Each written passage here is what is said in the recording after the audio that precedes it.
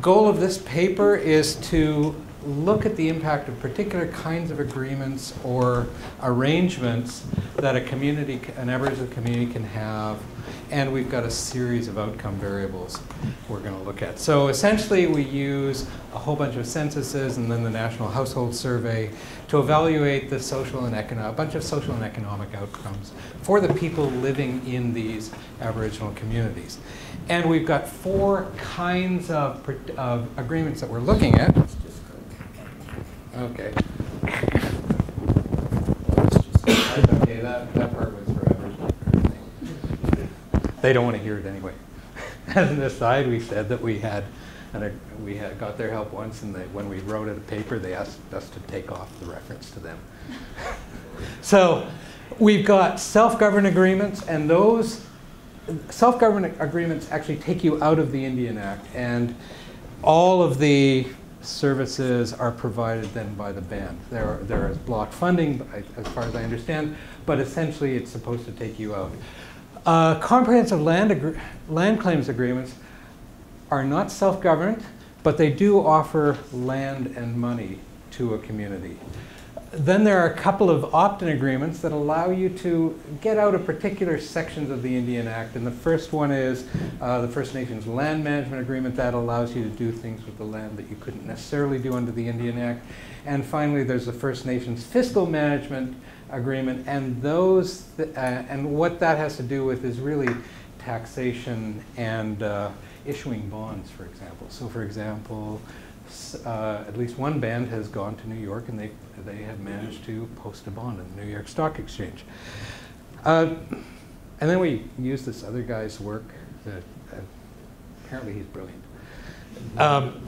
But we take a slightly different tack. What we do is a diff and diff. We use a diff and diff strategy, and so for Jerry that's really just a dummy for CSD and for a year. It took me a long time to figure that out, and then I thought, oh, it's a series of dummies. I understand those, I think. And the idea is to look at, if a community attains an agreement or an arrangement in the period that we're looking at, is there, what's the outcome in terms of a bunch of outcomes? And overall, what we find is positive effects on incomes for SGAs and CLCAs, but smaller effects and often no effects on incomes for the opt-in arrangements. So, a little bit more of the findings. If you take all of the 4 agreements, you get the strongest outcomes. SGAs and CLCAs give you the strongest improved outcomes for Aboriginal people in terms of labor, often. The SGAs tend to improve the incomes of unregistered Aboriginal persons more than registered Aboriginal persons. The CLCAs tend to improve the outcomes of registered Aboriginal persons more than unregistered Aboriginal persons, but they can actually improve the outcomes for non-Aboriginal persons even more.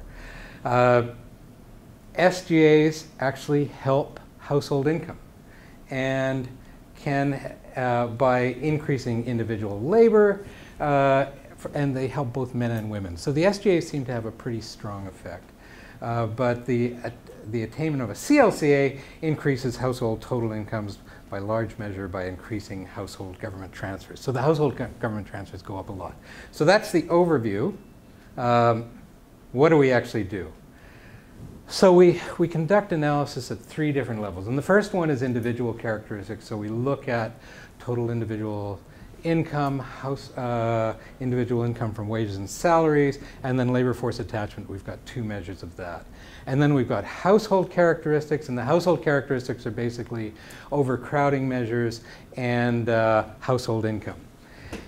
And we also look at try and look at the impact of having these arrangements on the CWE.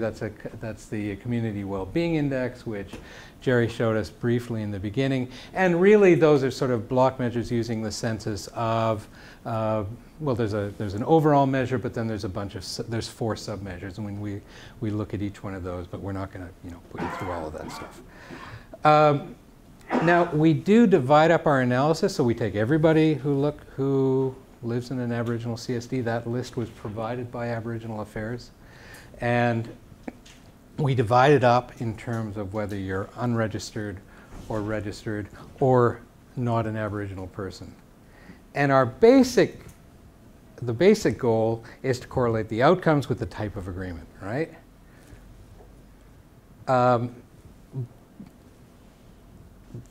So the reason we do use this diff and different approach is because when you talk to a lot of people, they say, well, West Bank was doing really well before, so they get this agreement, so obviously they're going to be doing well.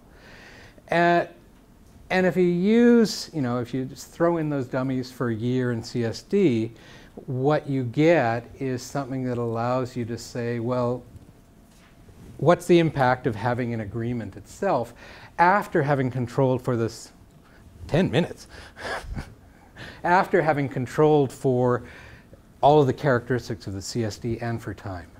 So we can broadly take care of those things. So we don't use all those Greek letters. I like pictures. Yeah, half of us don't use those. So if you want if you want the formula, go to him, and if you want a pretty picture, go to me. And since I do the first half, it's pretty picture time. So we take everybody living in an Aboriginal CSD as defined by ANSI. We only use permanent residents, so we throw out all those temporary foreign workers. We take the population 25 to 64, and that's because we really are interested in the labor force population. We take the household size of less than 13, and that's because I was worried about jails and things like that. And for the income regressants, anything with income, we just take, you have to earn at least $100. We have the agreement types, which I've already talked about, and that's compared to no agreement type. And that's often historic treaties.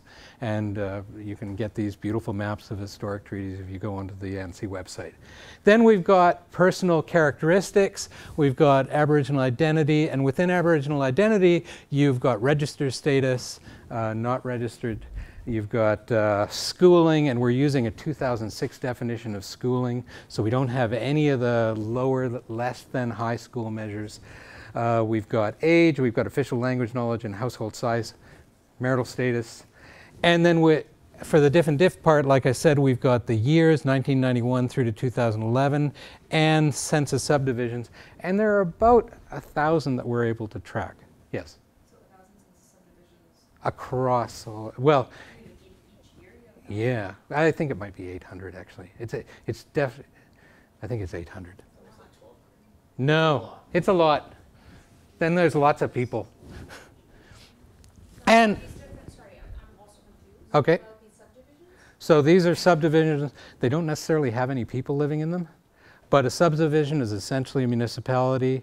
These are municipalities that Aboriginal Affairs says are Aboriginal communities. So they identify them as Aboriginal communities. You can get the whole list off the website actually, because they use the same CSDs to calculate their CWB index. Ours has more because they drop a whole lot of them. So you're not matching them to the reserve? We're matching, a reserve is actually a CSD. Yes, but what else is CSD? So you've got the reserve. We've got, but there's lots, so there could be a Métis community out there where the majority of the people are Métis in the CSD, but it is not necessarily reserved since Métis don't have reserves. Inuit, there are no reserves up north, technically, right? So all of those communities up there are. But you have very different governing arrangements. Okay, never mind. Some band of multiple communities. Yeah. Yeah. And then those are all our dependents. And I think, okay, so the interpretation, I got like a minute. The interpretation, do you actually need to know this because you guys are mostly economists?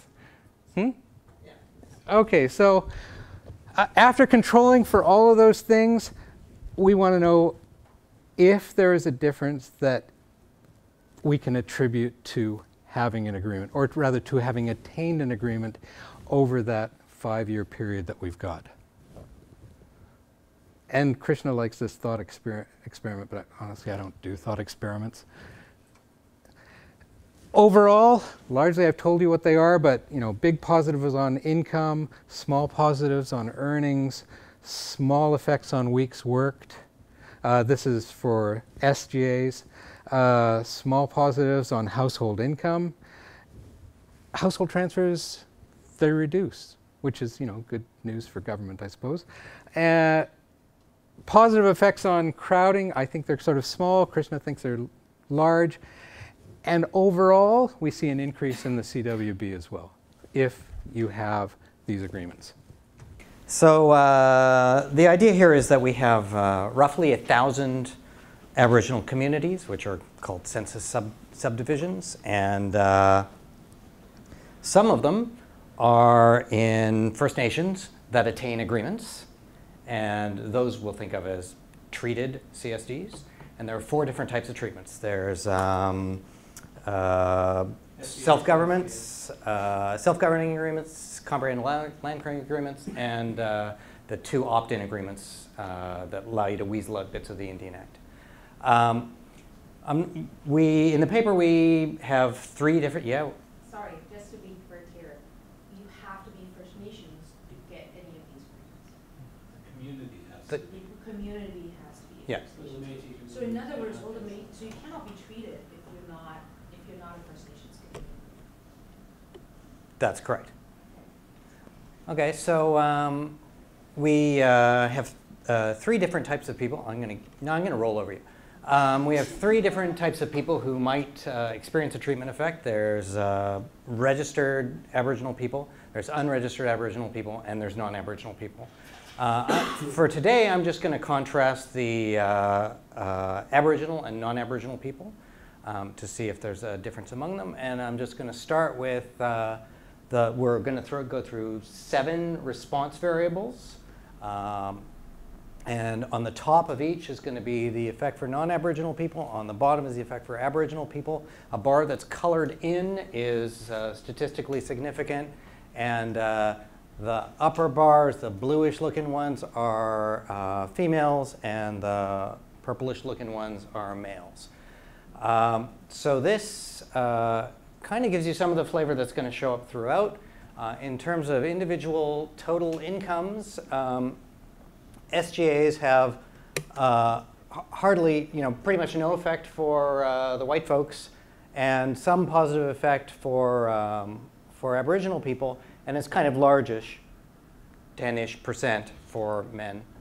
But the real money is in CLCAs. Those push up non-Aboriginal incomes by 40–50%, and Aboriginal incomes by 30-ish%. And then you get nothing for the 2 opt-in arrangements for Aboriginal people, and maybe something for the First Nations fiscal management agreements for non-Aboriginal people. Total income is comprised of income from lots of sources. Some of it is household and some of it is individual. So an individual source of income is from work. And we find that SGAs don't do anything for the labor income of non-Aboriginal people. But this is kind of marginal, might do something for the labor income of Aboriginal men. CLCAs really push up the labor income of non-Aboriginal people, men and women, and somewhat push up the labor income of Aboriginal people. And the opt-in agreements seem to push down, if they do anything, they're pushing down labor income.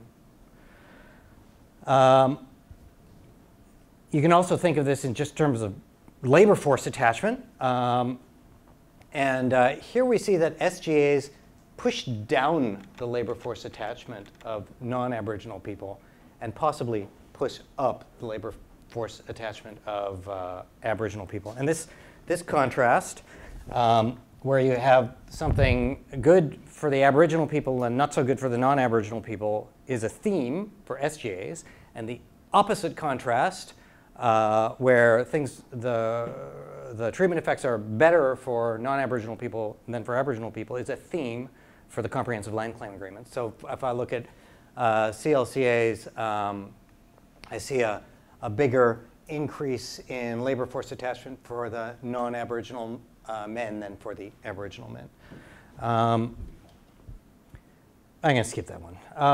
Household income, this is really just a mirror of individual income, because household income is comprised of individual incomes. So I want to go to one of the interesting sources of household income, which is transfer income. Transfer income is massively affected by comprehensive land claim agreements, so these are kind of on the order of 50%. So, damn it, the increase in household income that you observe for comprehensive land claim agreement is in large measure driven by the increase in transfer income, and that's very striking to us. You do not see an increase in too bad. You do not see an increase in transfer income corresponding to self-governance agreements. Indeed, you see a small decrease. So that's a pretty big difference between these things. Crowding, which Ravi claims I'm interested in and he's not, or I think it's big and he doesn't. There was some contrast. You think it's big? Yeah, so crowding is the number of people per room. And Ravi thinks it's small because these magnitudes are super small. They're, at best, these incomes are trapped in minus 0.05, plus 0.05. But the thing you see is that the SGAs reduce crowding for Aboriginal people, but not for non-Aboriginal people. And the CLCAs, it's kind of the opposite. So the last thing I want to show you ever so quickly is the Community Well-being Index, which is a community-level object that is basically the sum. It's a weighted average of kind of an education measure and an income measure and a third measure. Housing. Okay, yeah, housing, education, and income. And Indian, or INAC, no, new name for INAC, ANSI, they really like this thing. And so one of the things you can see is that the SGAs do push up this index by quite a lot. 0.05 on this index is, at the median, it's like 15 percentiles movement along the distribution. So this is a large effect for SGAs, and you get a smaller effect for CLCAs, entirely driven by the income effect of CLCAs. So the striking things we find are one thing that Fernando already found, which is that CLCAs drive up incomes. They drive them up a lot. We wanted to kind of situate this against the menu of possible arrangements that are available, and we find that SGAs also have some positive effects on income and labor force attachment. But we find that there's a real contrast between CLCAs and SGAs in that the CLCAs, the action is largely through government transfer income, and the SGAs, it isn't. We also find that the other two opt-in arrangements, which are widely used, are not doing very much on any of these measures. So that's it. I mean, what more do you need to say, really? So now I want to go back, and you were going to complain about something. No, just was a verification about whether in the control group you have also Inuit or Métis or only First Nations. That was my... The controls. No, I kind of forgot when I started. In the group, so the population includes only First Nations or also all other Aboriginal groups? All of them. Okay, so the Nunavut agreement. They're in there. It is in there. Yeah, yeah. Okay. So you can. So you want to do a million robustness tests. So one of the robustness tests you do is you contract to the subset of CSDs that experience a change of some kind. And you can do that, and not surprisingly, right, those fixed effects pick up almost everything, and so everything goes through. You can also ask, what if we just kind of wait 5 years and look at the kind of medium run effect 5 years later, and again, you see basically all these conclusions go through. You can also kind of pool the opt-in arrangements as opt-in, and still everything goes through. I mean, you would do that if you thought there just wasn't enough variation in them singly, and if you pool them together, you get more variation. So, yeah. We have a discussant. Yeah.